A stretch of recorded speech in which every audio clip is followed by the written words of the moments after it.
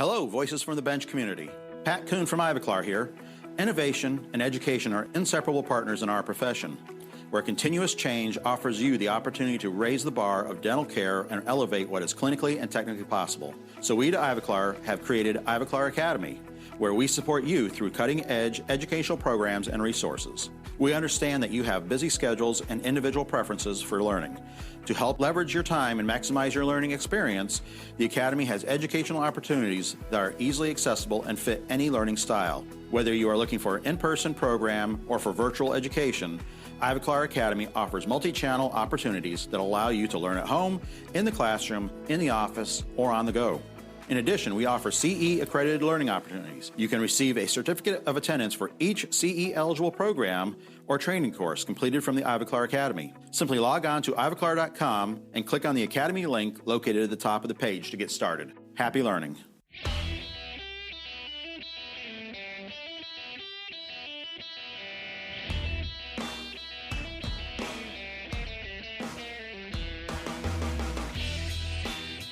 Welcome to Voices from the Bench, a dental laboratory podcast.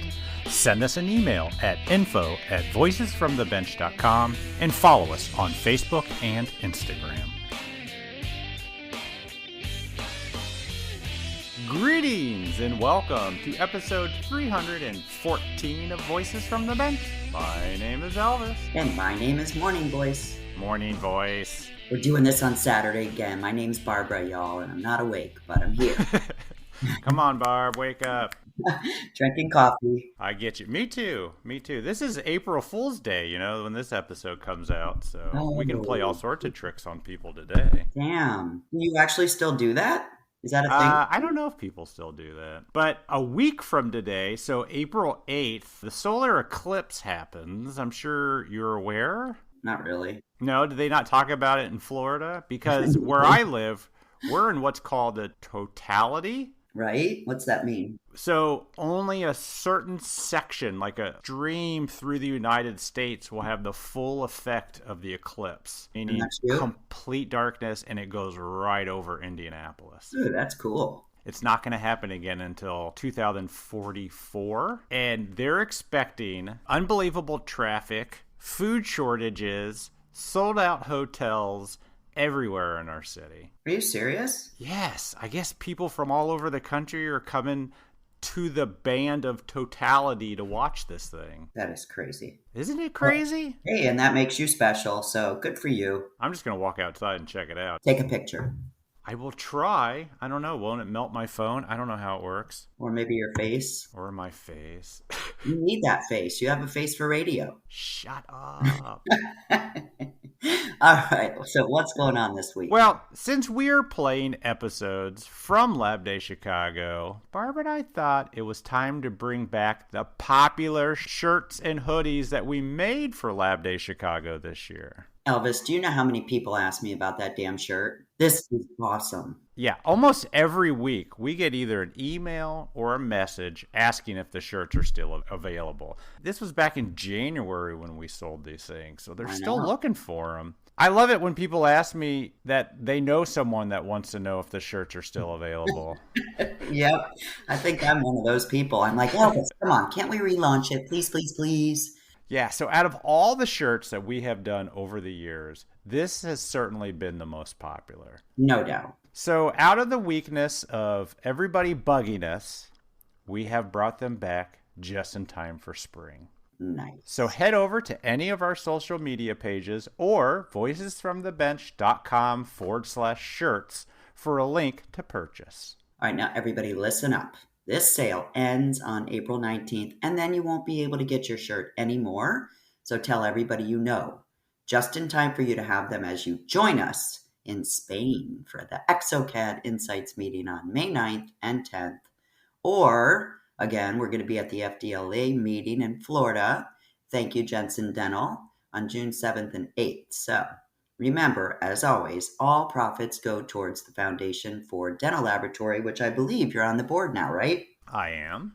Congrats. I am. Thank you. Thank you. Yeah, so remember, shirts, long sleeves, and the hoodies. I know it's getting warmer, but the hoodies are really nice. And they're really popular. And I wear mine at work, and I gave one to my coworker. So we both wear them.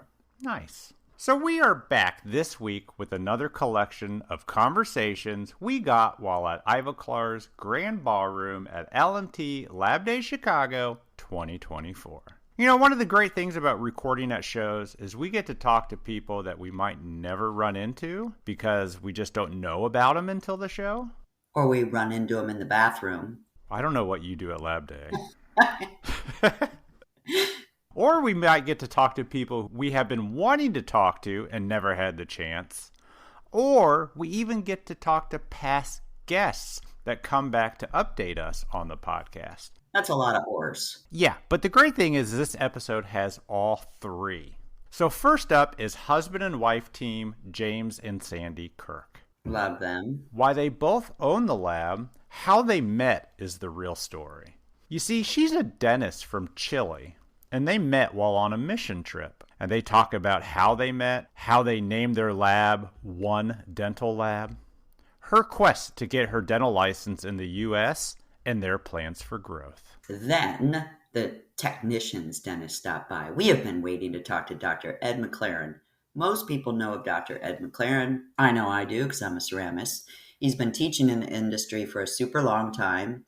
He's the dentist that spends more time doing technician work than clinical work. He talks about minimal invasive preps, the truth about bonding, why he favors Ivoclar, and all about his epic spoof movies he makes that showcases technicians from around the world, and those are pretty hot, pretty amazing. Yeah, they're fun to watch. I think you geeked out on that part. A little bit. A little bit. And then one of our favorite denturists sits down, Patrick Allen. Mm-hmm. I like the way you say that. Well, he deserves the extra umph. Patrick gives us an update on the Illinois Denturist Association road to becoming legal, and also some of the other states starting on the same path. And then Patrick talks about his practice going digital, bringing more knowledge of the BPS suction denture technique to the U.S., and how Ivoclar is helping him. So join us from the Ivoclar Ballroom at Lab Day Chicago with Sandy and James Kirk, Dr. Ed McLaren, and Patrick Allen. Whether you're looking to elevate your craftsmanship or looking to cut back on cost, look no further. Vita MFT teeth are the ultimate solution for creating lifelike and stunning smiles. Crafted with precision and backed by cutting-edge technology, Vita MFT teeth offer unparalleled aesthetics and durability. And since Vita believes in the power of experiencing excellence firsthand, for a limited time only, they are offering you the chance to get a complimentary case sample. That's right, a full case absolutely free. Just visit vitanorthamerica.com/free MFT. Don't wait any longer to start providing your customers a premium tooth at an economy price. Redeem your free case sample, and if you're ready to buy, Vita will even give you an extra 10% off discount by shopping online on their newly launched online store. Join the Vita family today, and we appreciate your support of the podcast.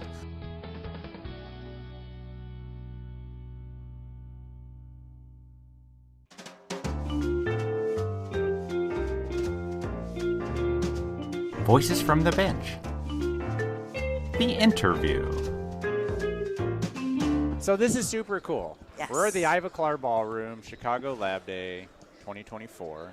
Which is amazing, by the way. Amazing. Yep. Ivoclar set us up in a really nice spot. The best spot, actually. James and Sandy Kirk came over, introduced themselves, said they listen to the podcast. She's a dentist. Yes. He's a technician. Yeah. And they work together. Do they? Do you send your work to him? Well, We didn't ask that before. So yeah, I'm actually an international dentist. What does that mean? I'm from Chile, Okay. and we met through dentistry. He was actually part of a mission trip, and I was one of the dentists working. Oh, that's a And it great was- story.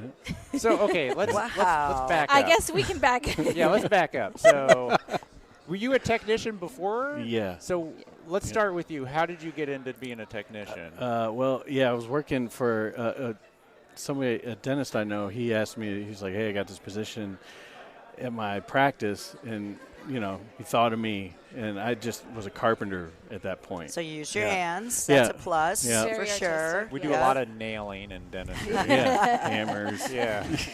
So he just said, why not give you a shot? That's and cool. So I came and checked it out, and it was just one step at a time. He taught you everything? Yeah, so I learned a lot through him, and then I took a lot of specialty classes going out and through Okay. different companies and learning more all the time. Yeah. And you got your license in Chile? I got my license in Chile. I was practicing, and I heard this team of gringos. That's what we would call them, a bunch of Americans.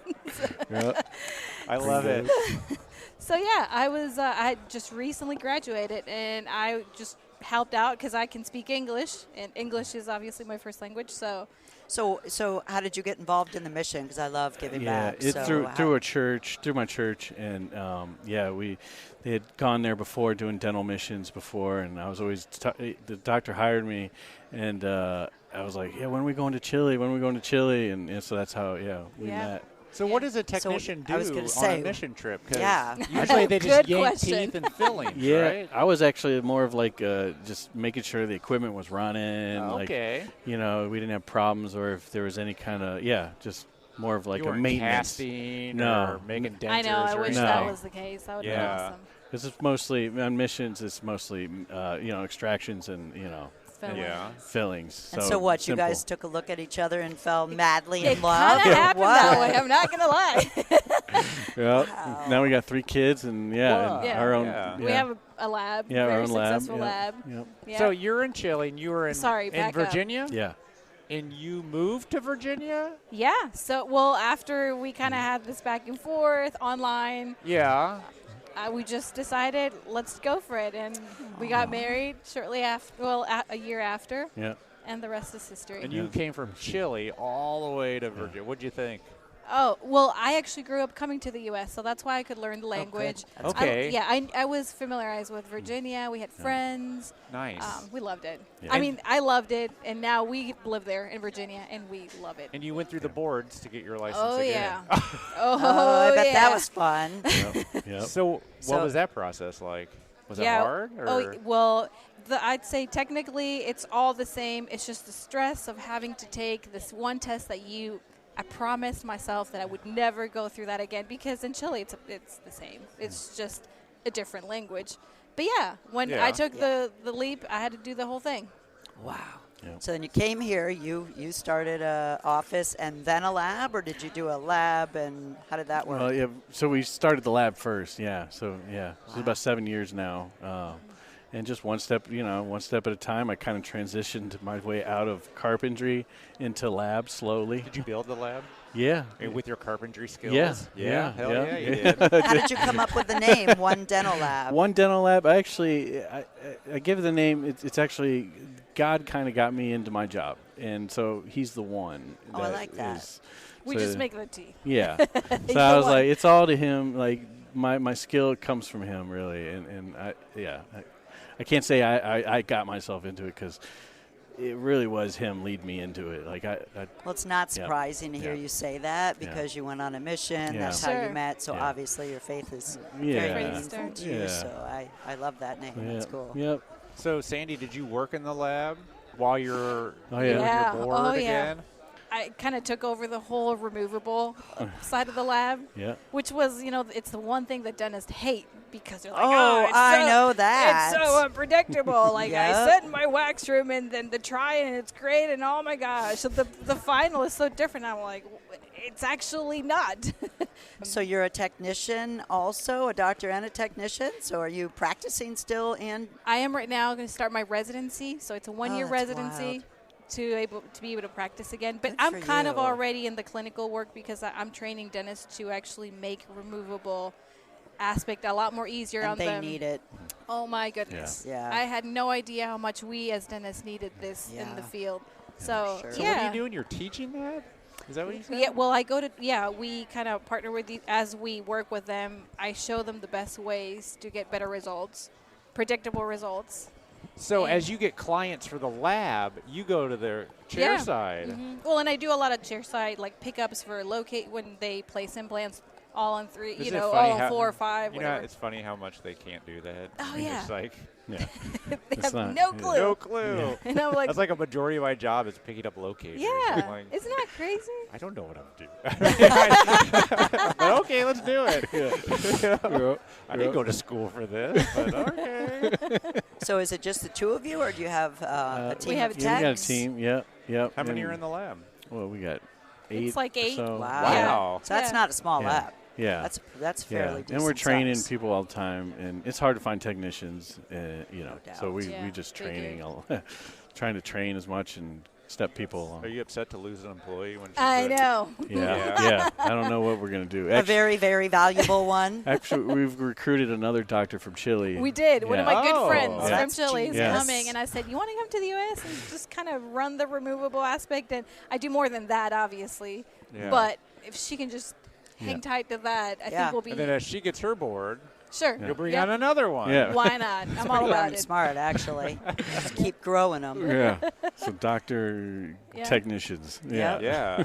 It works. What is dentistry like in Chile compared to America? I mean, can you speak It's- on that? Is it about the It's not. same? It's about the same. Yeah. I mean, technology here, obviously, it's way Yeah. above, and we have all of that. But I'd say probably 30% is digital. When here, we're seeing a lot more than that 30%. Yeah. Sure. At my lab, it's probably 80, 90 already. Sure, Digital yeah. impressions. I It's wouldn't be- crazy. Yeah. Or digital scans. Yeah, Yeah. not surprised. I find myself just stuck in my digital island. I call it. Yeah. I'm just He's there. all We're the like, time. hey. So what do you do mostly in the lab? Mostly design on 3Shape Do and you? partials, bridges, All of implant it. crowns, Full service. everything. Full Yeah, it is a Yeah. full service lab. Milling, printing. Is there anything hot you're looking for this weekend?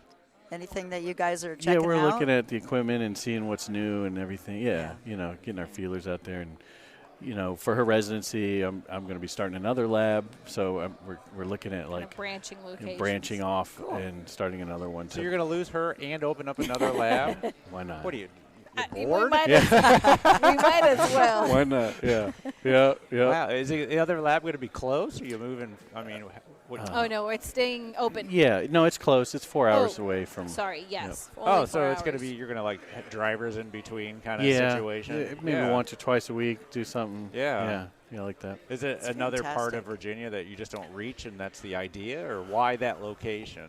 Well, it's because of residency. Because that's where I'm going to be at. Yeah. It's Yeah. the east- Okay, that Yeah. makes sense. Oh, I Yeah. see. So And you have you're no gonna run that choice. lab during Got to. residency? Yeah. I'll try no, my We'll best. see. I'll try You look my like best. a darn good multitasker. We so do have I 3 wouldn't be kids as well. surprised. I Yeah, should what say the that.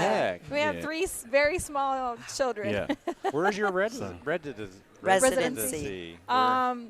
Eastville, Virginia. So Okay. it's in the Eastern Shore, kind of Virginia Beach area. What do you have to do? Like, explain what that means to me. Just work.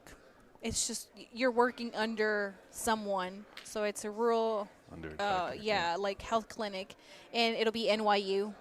So I'm just kind of there. and that lasts for 6 months or A what? year. Oh, really? And Yeah. then And then I'll have the Okay, and so- then I have to take the Virginia board test to practice. Yeah, I know. yeah, so it's a whole year. So I It's can a- see why you guys would. Yeah. put a Every lab dentist over have to there. do this? Or is Oh, it because you came from another? No, there's a lot of ways. There's a lot of internationals there that kind of find their way. You can go to specialty school if you know. Yeah. I actually Wow. thought of going to Pros. pro school because at this Well, point you're I'm a so removable Oh, I was going to technician. say You that. rock it. That makes perfect sense. You would be really good at so it. that was an option, but the downside is that you actually pay. You got to go to school and Yeah. pay instead of them paying you because as a resident Yeah, I would that's be a no-brainer, right? So I'm like, Yeah. well, I can try this, and I'm my passion is definitely removable. So, and Right. he's got the other side of the lab, so we kind of That's exactly what we need, though. Honestly, Yeah. is more doctors training doctors. Yes. Yeah. Because it's just our weakest link. I feel as Yeah. as doctors don't have a clue about removables. Sorry, So true. except for Yeah. you. So true. I mean, I'm a dentist, and I've seen it, and I'm like ashamed of my fellow dentists. I'm like, why? How did this happen? Yeah. Yep. What's your plan after the residency? You looking to open up your own practice? Probably. One dental office? Is that what you're going to call Why it? not? No, We'll probably have it another. another name. Yeah. But probably as an associate. or Yeah, or start our own kind of. Yeah. Looking. Which lab are you going to use? You thinking about? Definitely one Dental Labs. She better, yeah. Super. There's going to be problems if she don't. Just kidding. Well, you came by and said you were fans. Thank you for Yes. listening to our Thank podcast. you. Now Yes, you're going thank to you. get to hear yourself talk about how you met and everything you're Yeah. doing. Congratulations. Yeah, it's really cool to meet you both. Let me guess. Every night at dinner, just tooth. Oh, every day, Probably. all the time. Yep. Our kids know what a Family central business. is, what a canine is, what a denture repair means. Yeah. Are you grooming new employees with these children? Oh, yeah. Yeah. Future, Yeah. Oh, yeah. absolutely. That's Yep. it. You They're have to very do that. artistic. Yeah. Very And artistic. They love their teachers even talk about how skilled they are. They're like, We're what do you guys do for a living? And I'm like, oh, let us tell you about it. Your kid was drawing a what is that? It's a tooth. Okay, I got it. Your son said curve of speed? That's awesome. Thank you so Thank much. you. Yeah. So happy Enjoy you the sat meeting. down. Yeah, Yeah. same Thank here. We'll talk to you guys. later. Yes. Thank Bye. you. Thanks, Thank guys. you. Bye. Don't mind if I take an occasional sip. Not at all. Same. Not at all. Sergio. Ed McLaren. Hey, what's up, buddy? How's it going? Well, it's interesting. You know how serendipitous that is right there? I'm meeting with the new dean of LSU April 24th to start a lab school at LSU. And I had a full-time 2 and 3 years. What I'm finding is, as wonderful as that was, I really limited myself. This is good stuff for live stuff. Yeah, We'll get no. to it in a second. So I limited myself because the technicians are, they don't have the socioeconomic means of dentists with their rich parents or whatever. Or not all of them. So anyway, I designed a program. It's already designed. It's 2 years, 2 weeks on, 10 weeks off. 2 weeks on, 10 weeks off. And so a lot of lab owners will be willing to send their people, let's say, or maybe a young technician that's got his own little lab or something like that. And the idea is we would not take an absolute beginner. They'd either have to spend 2 years in a community college kind of program or 2 years in the business. So look for that to start. We're going to try and start it in September. Sweet. So we'll tell Marco that I'm going to be there, man. I will see him tomorrow at the ARD, Okay. and I will let him know. All right. All right. Good to see you. All right. Good to see you, buddy. Okay. Take care. Okay. Yeah. All right. Thanks. All right, guys Can and we get back gals. to us now? Yeah. Sorry about that. No, That's, I'm just kidding. All right. Are we live or are you taping this? No, No, it's we'll let you know. recorded. Yeah. Okay. All right. I here love we- live because live, it's like this, but okay. That's why we love it. Yeah. Yeah. We're a podcast. We don't do things live. Yeah. Here we are at Ivoclar Ballroom at Chicago Lab Day 2024, and we have Ed Finally. McLaren. I think we've been wanting to talk to you for at least 2 years. Oh, my God. I'm in trouble now. I'm probably in trouble now. Yeah. Well, great to be here, guys. So you're Thank you. basically the technician's dentist, right? I mean, Yeah. you fill both of those roles. Yeah, I just love doing it. I was the type of kid when I did the model airplanes and the little figurines and stuff like that. And so when I had the opportunity, when I actually got out of school, I did my own gold work before I went to pros because I thought that was cool when gold was popular. This was Yeah. like Oh, yeah. 40-ish years ago.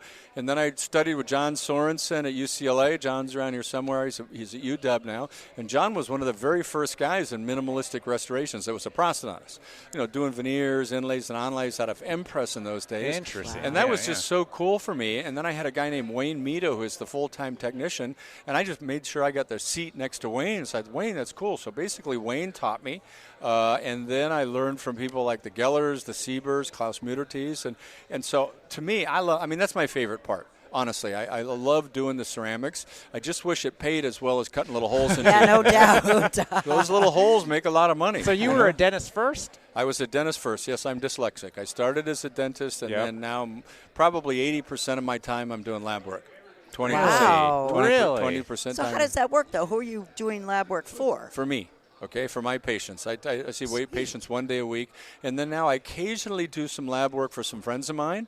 If it's the right case, the right patient. And the problem with the average general dentist, and I understand it, okay, is even dentists that consider themselves higher end, they'll call me on, Tuesday and says, can I send you the case Wednesday? Can it be here Monday? Yeah. Oh, yeah. Welcome to our life. Yeah, Uh-huh. so Exactly. it's the reality of that. And in the digital space, if you have a good lab, you could probably turn high-end work around fairly quickly. But I say no. My standard, if I'm going to do it, is 6 weeks.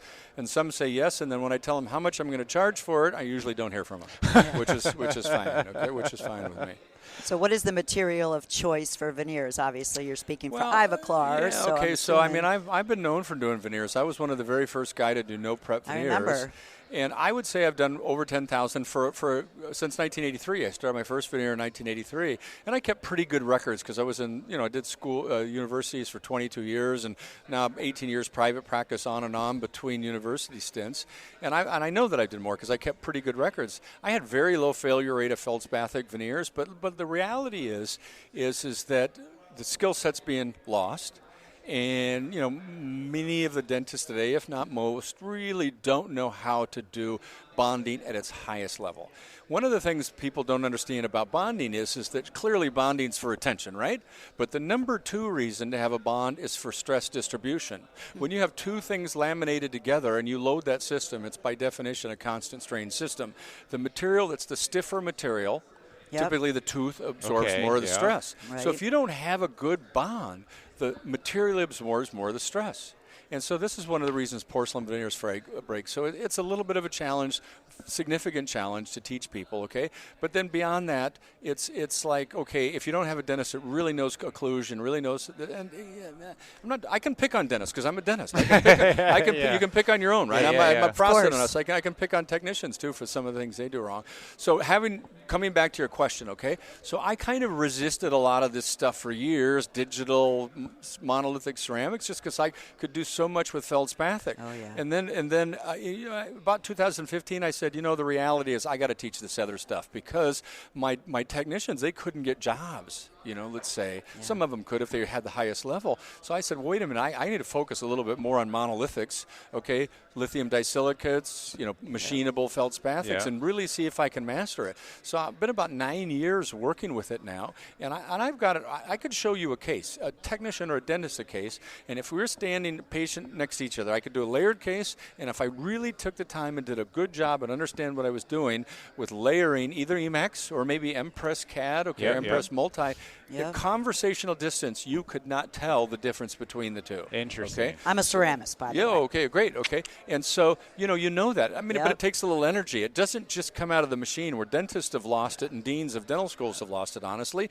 They think what's going to come out of the machine is done. Well, what comes out of the machine looks like a bad shade guide at that point. And it takes a human to finish it, a human to understand how to sinter it if it's zirconia, a human to understand how to colorize it. I mean, maybe 20, 30 years from now, we're going to have AI. Dentists are foaming at the mouth. And I tell them, ladies and gentlemen, when if it's that good, they're not going to need you either, okay? They'll have some robot that's going to prep the teeth, not you. So that was the interest. So I got to tell you today, probably, I would say more than 90% is either Emacs or Impress Aesthetic, or Impress Multi, which is a feldspathic block. Okay. Now, are there other materials just as good? And I said this in my lecture. Sure, there's some other materials out there just as good. But it's an interesting thing happens when you're at this long enough period of time. You'll find Company A has great material, Company B, Company C, okay? And you try and save 5 or 10 cents. Yeah. I get it, okay? But then all of a sudden you find out that if a company doesn't have good support, I mean, if you don't have somebody you can rely on, and since I teach, I need to talk to people that understand what I'm doing. And then, some companies used to teach for, they'll go nameless. 3 weeks later, they got a new CEO. And next year, they got a new this. And so I'm dealing with. My rep is different every week. Every week, okay? And so ultimately, that becomes more important. So one of my reasons I've done a lot of work with Ivoclar, and I don't work for Ivoclar. Okay? No, we get you. Yeah. Okay, but it's this. They're stable. I'm working with George Tyskowski for 40 years now. Yep. Okay, Sashi Salingi, whatever you pronounce his last name. Just Sashi. Yeah, I just call him S2. Okay, for fun.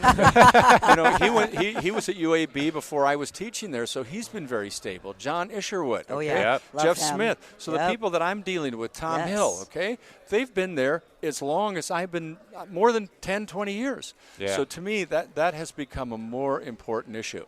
Yeah. That if I'm teaching a course, I'll call up and he said, hey, Sashi, I need some materials at a course. They're there. Some other companies that like they sell a bunch of crap because I talk to them. I talk about their stuff. I call them up. Well, fill out a piece of paper and send a request and fill out triplicates and fill out a Sunshine Act. And I said, you can do this with your Sunshine, okay? Up yours. You know, I mean, it has to be easy. You know, in the teaching space, a dentist makes damn good money, and I make great money, but if I'm taking time off to teach, I can't treat patients. And I'm doing some research. You make nothing doing research the way I do it. I don't charge for it. So all of that stuff, so I can't waste time dealing with people that aren't reliable. So anyway, that's the story. My practice right now is in Park City, Utah. It used to be I thought you were in California. No, I was there until 2019. Okay. So I have a little practice. I do one day. Well, it's a big office, but there's other people in the office. I do one day a week, private patients. Then a couple of days a week, I'm doing lab work for those patients. How do you select those patients to get such quality lab work? I mean, is it just anyone that signs up to be your patient, or are they selected? Okay, so a couple of ways I'll work with the patient. Okay, so I typically do 4 live patient courses a year. So if it's a cool case and I want to do it and they can't afford me, if they're willing to sit for the course. But that's a lot of stress on them, and they have to come at that time, blah, blah, blah. So that's how I get that. And the rest of them you do it live on stage. Well, not on stage, but in a training center. Okay. Oh, okay. Yeah. Filmed. So yeah. Well, yeah. filmed, and people are sitting there doing. I'm prepping the case for dentists, and I'm cementing the case, and the technicians were doing the case. Oh, wow. So it's a pretty intense course with very little sleep for 3 or 4 or 5 days. No But the patient gets it for free. Yeah, they get it for free. That's a nice deal. I used to charge a little bit for that, but I have found that if I charge them 10 cents, then they're complaining about this, and if they're getting it for free, it's not worth it. It's not worth it. Okay. So that's how I'll do it. Now, my fee for service patient, it's just whatever. Now in LA, I had zero problem charging. Well, you know, you always have a little problem if your fees are high. Yeah. But I got to tell you, the people that are referred internally to me, and it's an interesting thing. If some dentist down the street or patient, hey, go see Ed, okay? It's always a problem because they're just there because a friend told them to and like their smile. So when I tell them what they charge, which obviously has to be more than the local people, okay? You know, it's like coronary time, right? I got to resuscitate them when they find out what the fee is. The better, you know, usually most of my patients that are willing to pay my fee, and it's not exorbitant. I charge half of what I used to charge in LA, but it's still double what the person down the street charges. If they're referred to me and they're willing to hop on an airplane, they generally go for it. Okay? Oh wow! But they're referred from top sources, right? Educators and universities, that type. So that's how the system works. Yeah. Yeah. And you find it better to restore these patients knowing that you're doing the lab work. Right. Because there's no loss of communication or anything. Exactly. Now, I realize that's not the real world, okay? Very few dentists, it's funny how many think they want to try. Oh, yeah. And then find out, hey, this is actually very really technically hard. demanding. Yeah. Like, you remember Malcolm Caldwell's book, what was it called, Outliers?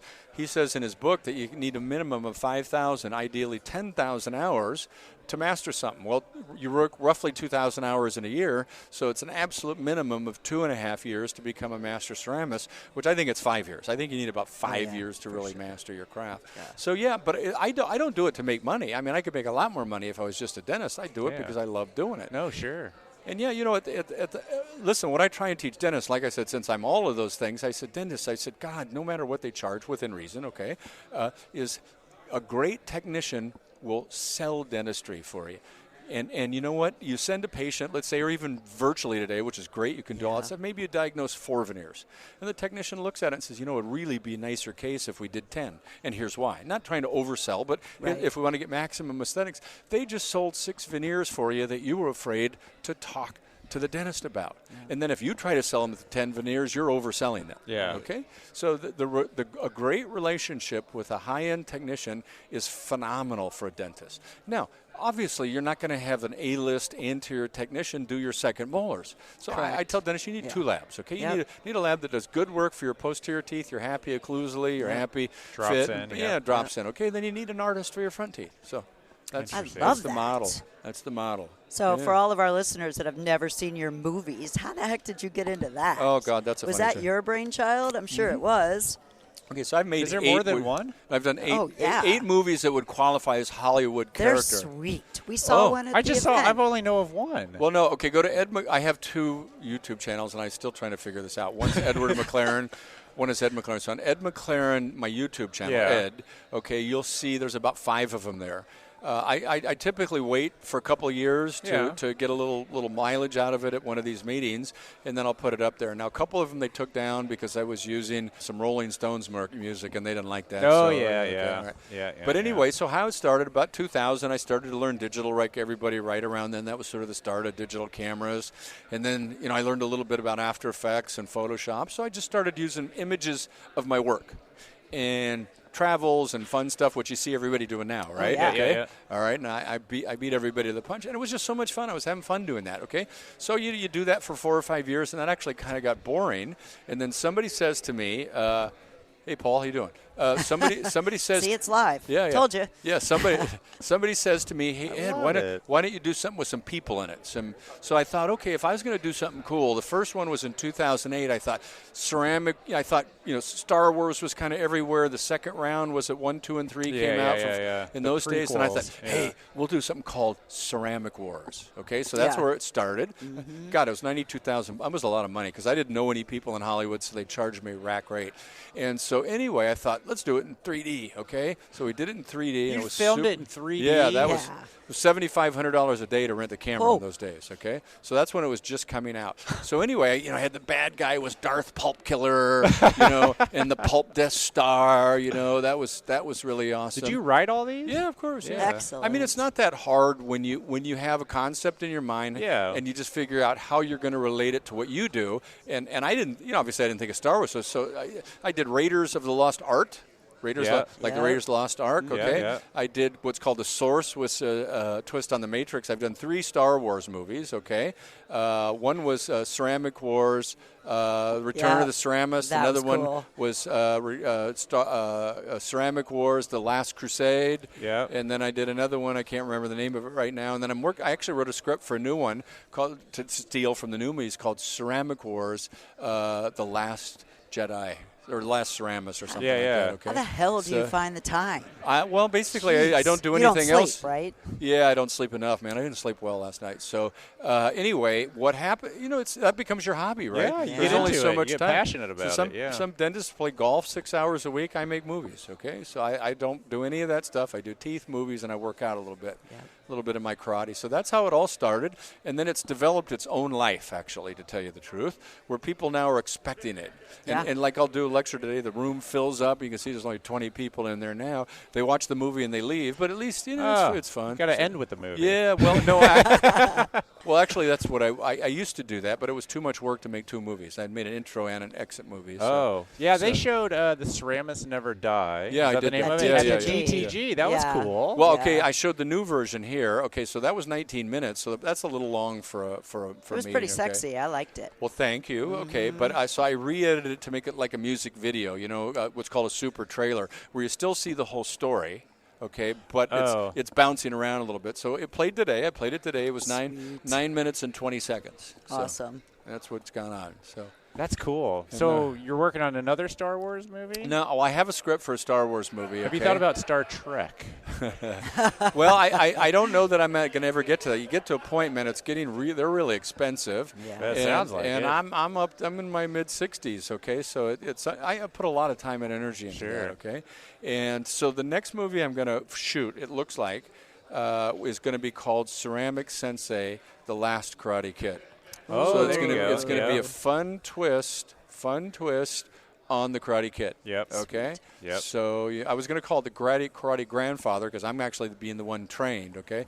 But I thought, hey, that'd be kind of boring. And then I got another movie in the queue that I was going to shoot a couple years ago, and when I was in better shape than I was now, actually, and starving myself to get a little more cut, I wrote a movie called The Dental Expendables. Oh, okay? there you go. So I play a Stallone-ish character. Actually, I'm going to call the Dental Expendables the new A-Team. Now, I need tanks for this, and I need attack helicopters. So I have a dentist friend that he can organize those in Russia. Wow. And we were going to shoot a couple years ago, but that's crazy. Unfortunately, the world events that's big time. prevented me from Not too doing easy to go to I'll Russia say. right now. No. That is great. Do people write scripts for you? No, I write the scripts. No one's like presented a story to you to try to get you to do it? Well, I mean, dentists they'll come up, hey, why don't you do this? Hey, why don't you do that? I already pitched Star Trek, so yeah. Well, these are time intensive. I would say that I probably put 1,000 hours, so that'd be 6 months of time into one, and I've done one every 2 years or maybe a little shorter. And so then, on top of that, that takes away from the ability to make money too, right? Yeah. And then I'm the producer.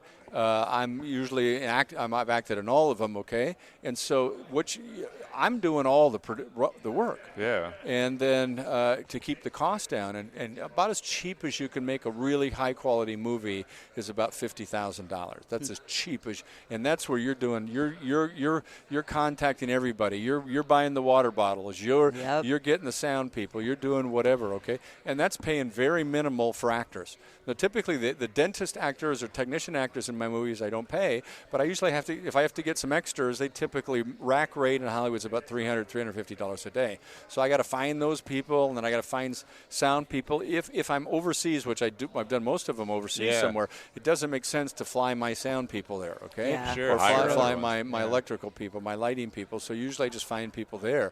But then that's another challenge, okay? I shot in Egypt about maybe a year and a half ago, and 9 o'clock to the Egyptian culture means 9, 10, 11. So I got a film crew there. I got my cinematographer who is what's called DP. It's director of photography, and we're waiting for 2 hours. Nobody's there. I'm paying a bunch of people. So I mean, it's a fun challenge. Yeah. It's a fun challenge. So. But what you put out, it's fun. Yeah, and I'm sure the industry appreciates. Oh, heck yeah. The highlight I do. of it in they a love fun it. setting. They love it. So it's interesting. Sometimes when I've lectured some of these more, let's say like American Academy of Aesthetic Dentistry, I'm lecturing at the American Academy of Aesthetic Dentistry in August, okay? Yep. And I showed my one before, one of the movies at one of those I lectured at 10, 12 years ago. Then I'm in lecturing at European Academy. So the president of the Academy, and I leave names off, he goes, Ed, we're going to let you lecture, but you can't show a movie. Why? I've had that before. Why? Because these are a bunch of Stuffy, old people, okay, that don't get. So I said to him, I said, but my movies are related to dentistry, and it helps attract people. His response was, "We're a serious group." Wow. And I go, okay. All right. And I said, you want to tell them, I'm probably going to attract 100 people to your meeting that's going to buy tickets, okay? Because that's really what happens. So I was lecturing at the European Academy of Dentistry almost 10 years ago now, right? And so they told me no movies. So I left a movie out. Okay, so there was 500, 600 people there. And the people wanted them, right? Well, here's what happens. Yep. A bunch of, the young students and stuff that are just fresh in dentists come up and they said, are you playing a movie? And I said, no, they won't let me play the movie. Mm-hmm. I mean, I didn't beat anybody up and say, hey. They said, I'm sorry, you can't play the movie. And so not me, those people, about 100 of them, went to the thing, said, listen, we're boycotting the meeting if you don't show the movie. So they come up to me, so what'd you do? Did you do this? I said, I had nothing to do with it, dude. They asked me if I was going to play a movie. I told them the truth. Yeah, and they said, why? I said, because you told me not to. Yeah. Okay, I respect you. He goes, play the damn movie. He was angry. Okay, so we did. Won that battle. Yeah, That's pretty cool. Well, I'm not trying to win the battle, but here's the other interesting thing, okay? We started with all this business 40, 50, 60 years ago, lecturing with 35 millimeter slides. Oh, sure. With cool information, and people started to learn. Okay, now we're in a completely different space today. We're competing for so much attention of people. Oh, yeah. Okay?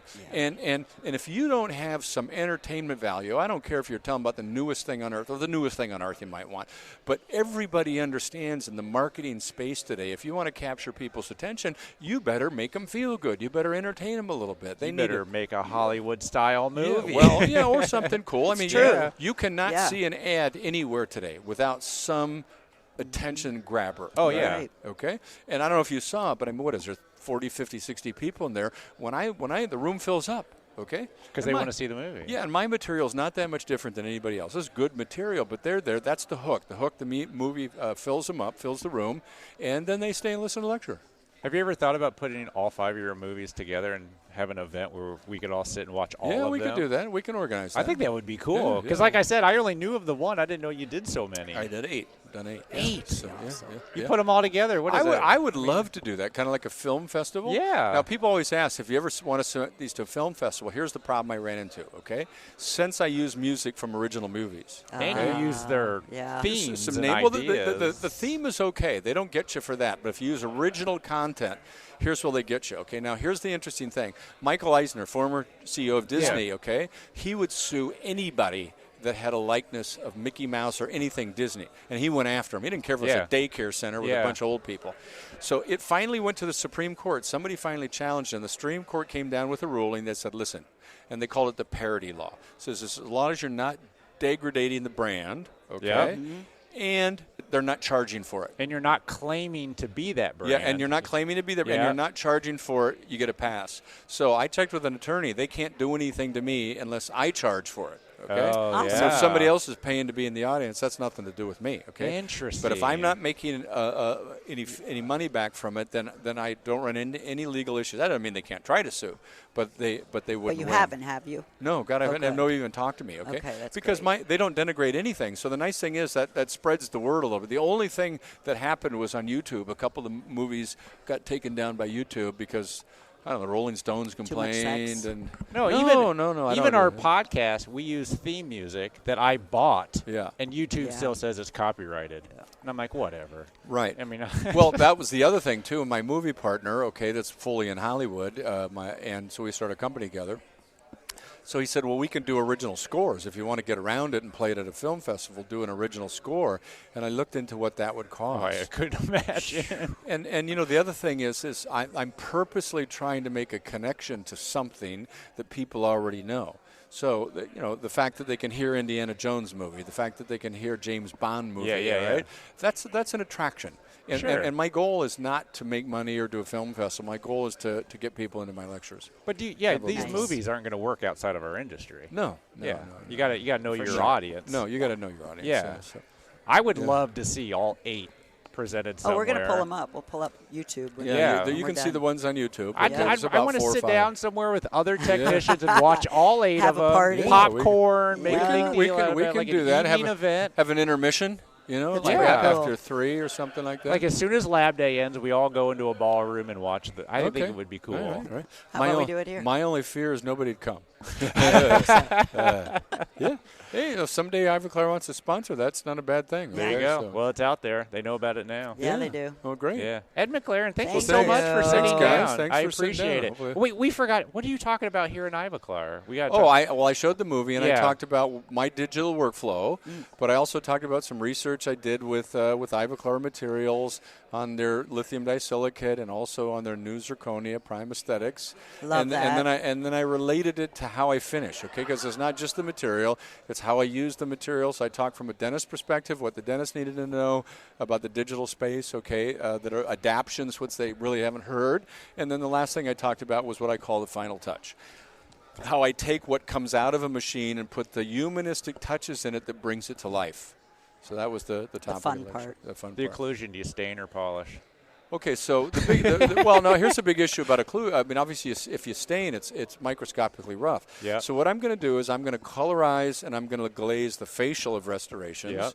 Okay, anterior teeth. It's the posterior, and so I don't do the lingual. I just polish. Okay. Yep. For crowns, bicuspid, something like that, where you got a cuspid occlusion, I colorize glaze and I just polish the custip real well, so the glaze is gone.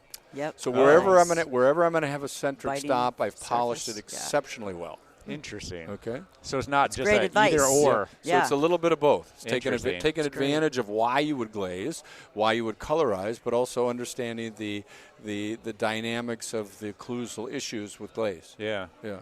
Fantastic. Interesting. All right, We guys. can make a whole thank movie you. about that. All right, Thank you well, so much, sir. Thanks for having me, appreciate Enjoy it. us to the weekend. All right. Thank you. Thanks.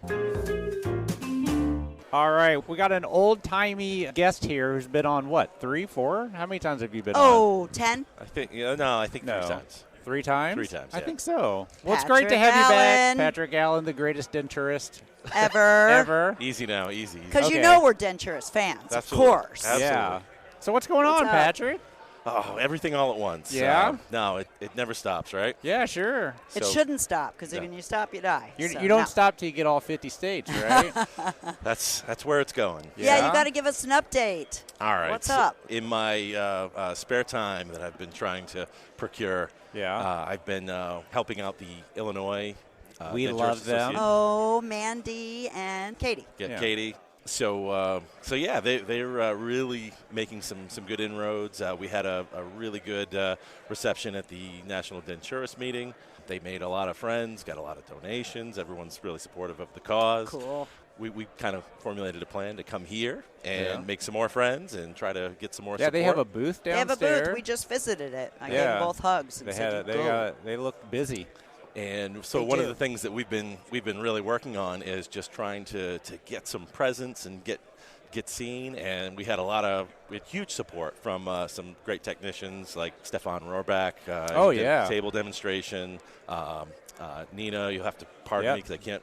Freakinton. There we go. Yes. No worries. She's so great. I only know because I had to practice. We love her. Yes, many times. And he still does it wrong. And Dora Rodriguez. Yeah, saw her today. Yep, she's amazing. We had a lot of support, a lot of people who are championing the cause and helping make this a thing and be seen. So when you talk about the Illinois, we're probably going to talk to them tomorrow. But like, how much longer do they have to go? Like, what do they have to go through still?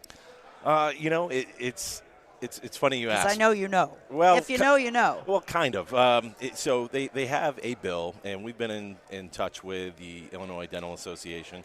And one of the things that we've wanted to do is try to do this as much as we can in partnership. We want to not take anything away from dentists or dentistry. We want to be a partner in this. Right. And that is the ideal way to go about it. So the meeting that we had with the Illinois Dental Association, we were very clear, like there's limitations to a denturist scope of practice. Sure, we take impressions, we take bite registrations, but we're not cutting rest preps for teeth, right. For partials. Right. We're not altering things. Also, if they have teeth remaining, then the first thing we do is we refer them out to a dentist for that checkup. We're enforcing. Trying to get people to keep the teeth they have. So, trying to help them understand. By the way. Yeah, we want to enhance dentistry, not take anything away from it. So, we had I think a good initial meeting, and I think before they go too much more forward with presenting the bill to the legislature, getting on the same page. What we want to make sure of is that we don't have any opposition. The process of pursuing legislation it's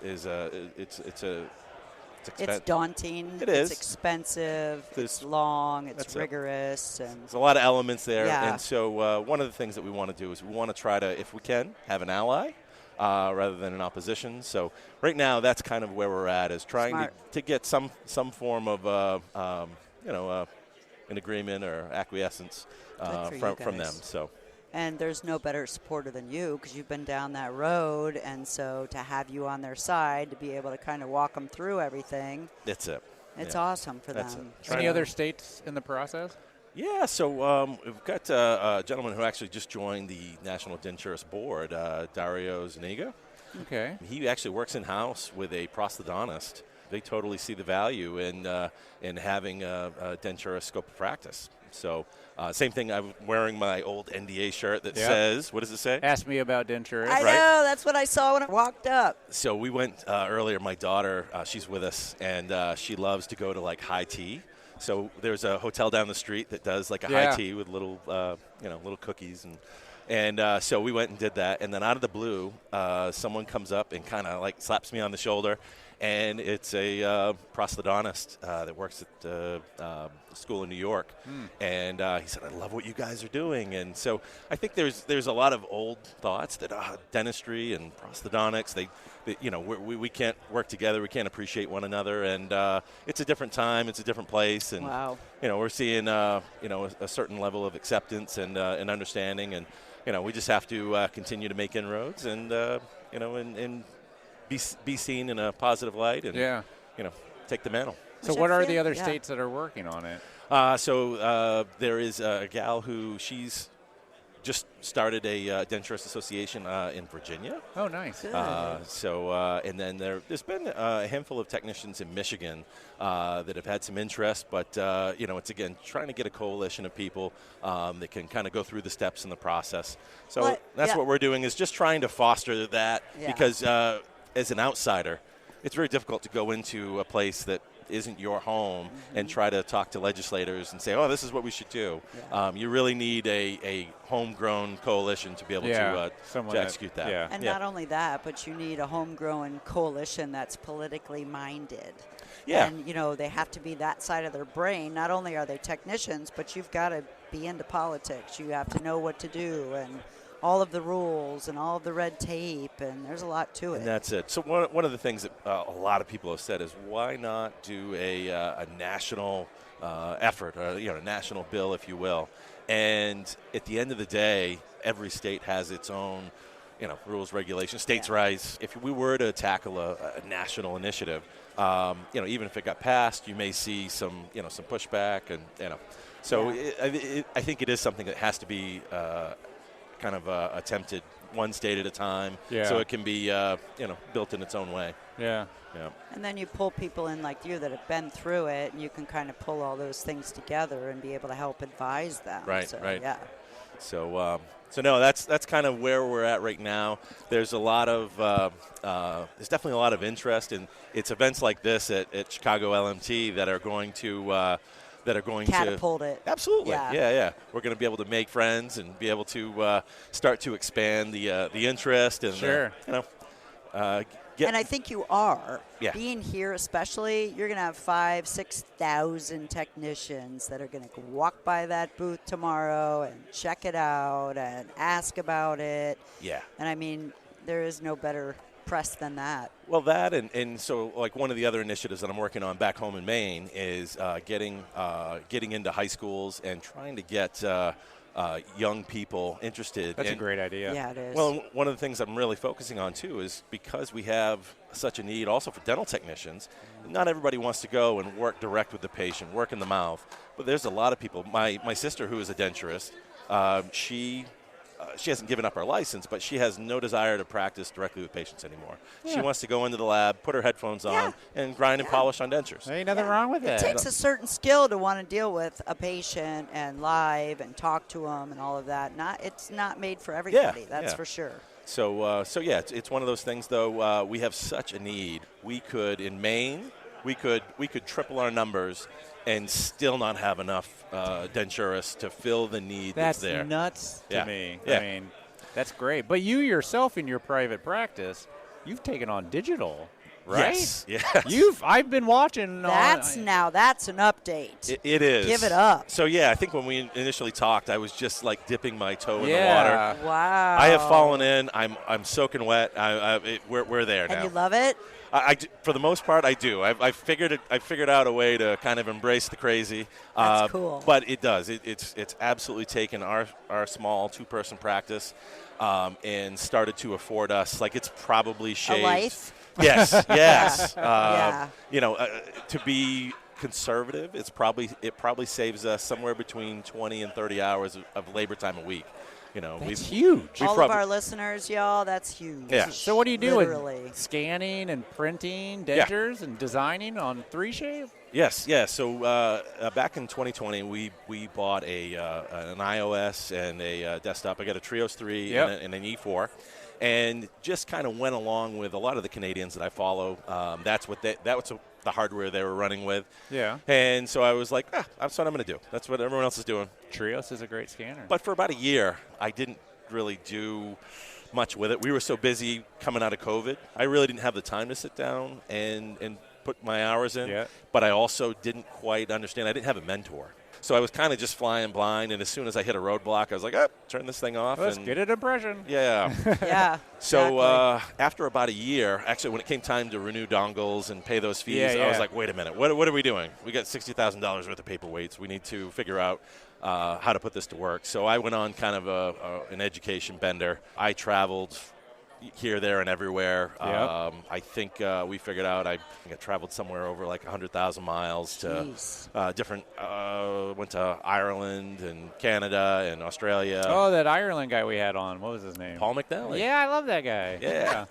So, and it's funny because I still get his emails. Yeah, we did a secondary course for the I remember suction that. denture. Yeah. And he did a larger group. Normally, the suction denture course is done with just 2 candidates at a time because it's so touchy-feely, sensitive. Oh, yeah. But he did an advanced course for people that had already taken it, and there was, I think, 6 or 8 of us that were there, and we were all sidebar conversations. We were talking about how we'd all bought digital technology, but really weren't putting it to use. Really?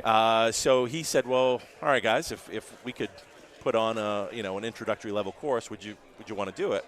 So a year later, we came back and he brought German Versteeg, who's a Dutch technician denturist. He owns a huge lab. Actually, I think he just sold it in the Netherlands. But I think he had like 6 or 8 PM7s, and my word! Yeah, he has a powerhouse place. That's a lot. But he's been in the game for quite a while. So we brought him in to do a course, kind of get us going. Shortly thereafter, I left Ireland. I did my ASIGA training. Then I went to the Digital Study Club in Kelowna.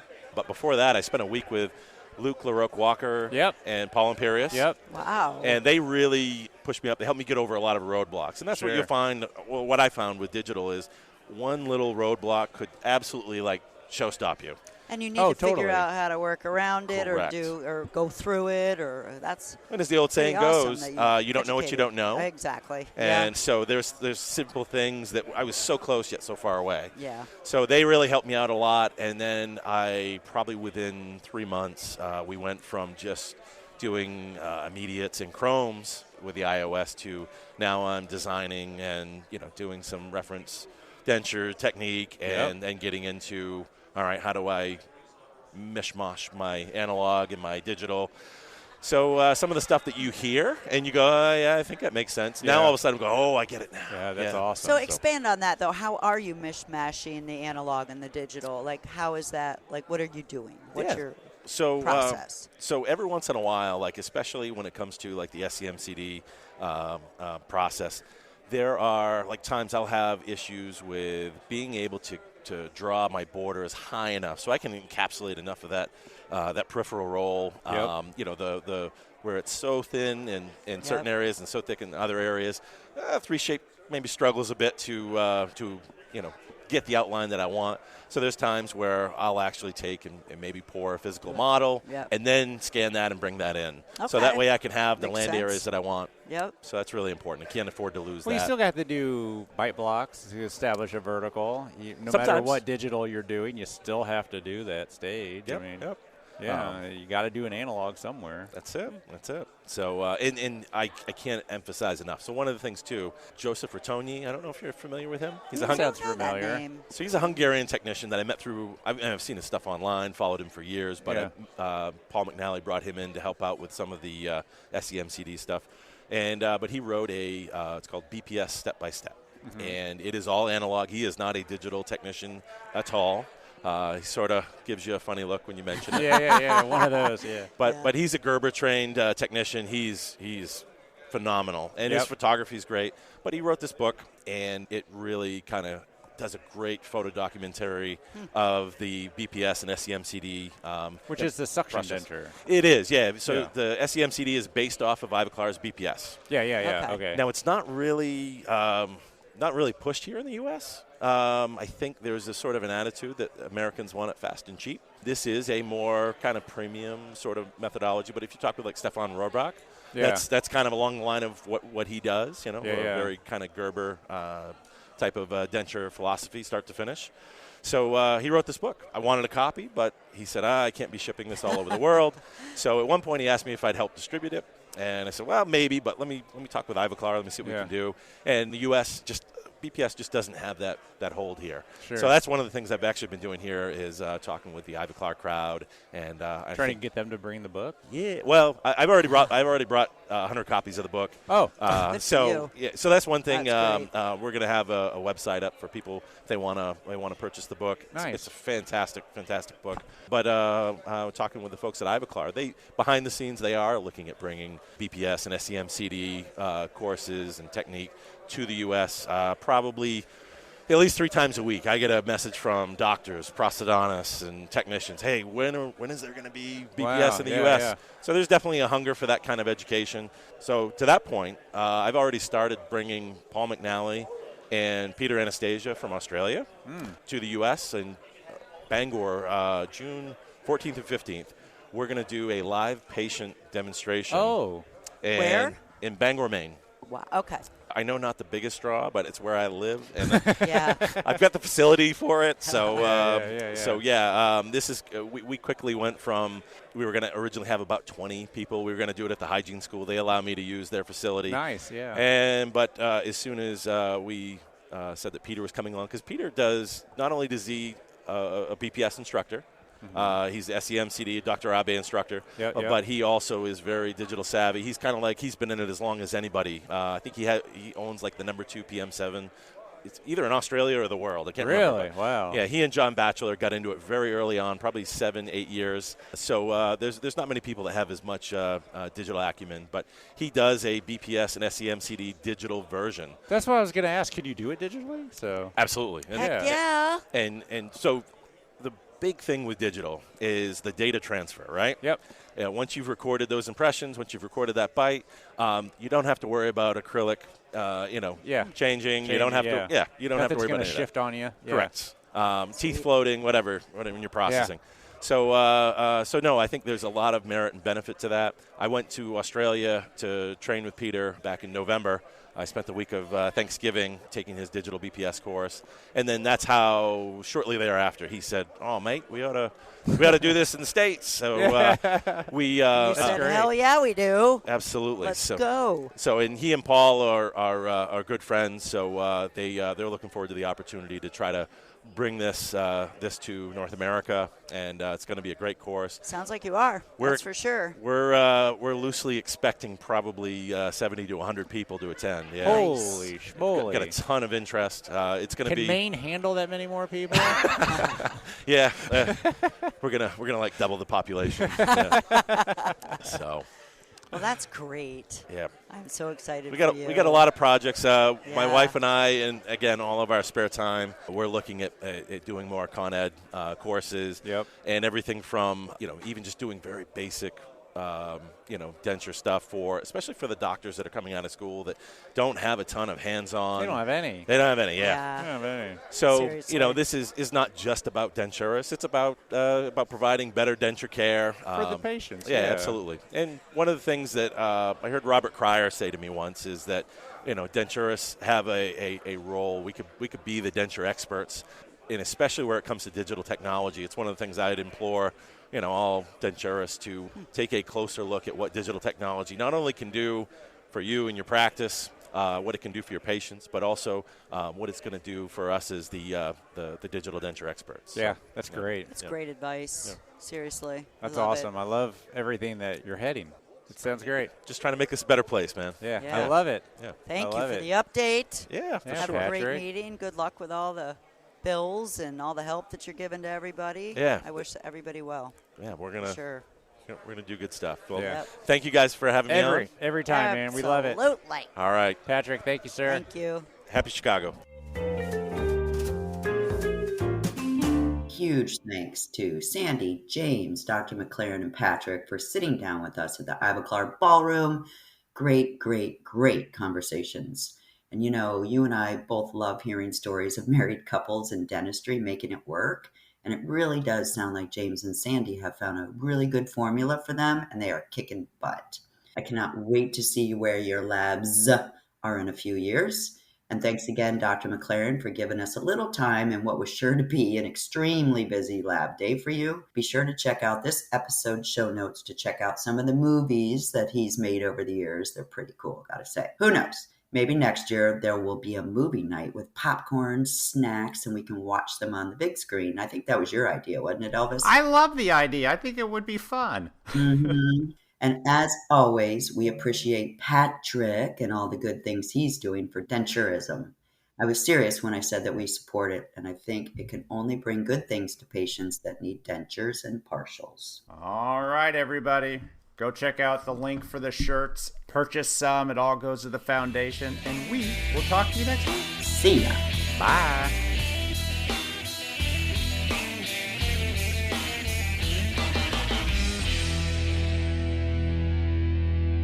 The shirts are back. The shirts are back. The shirts are back.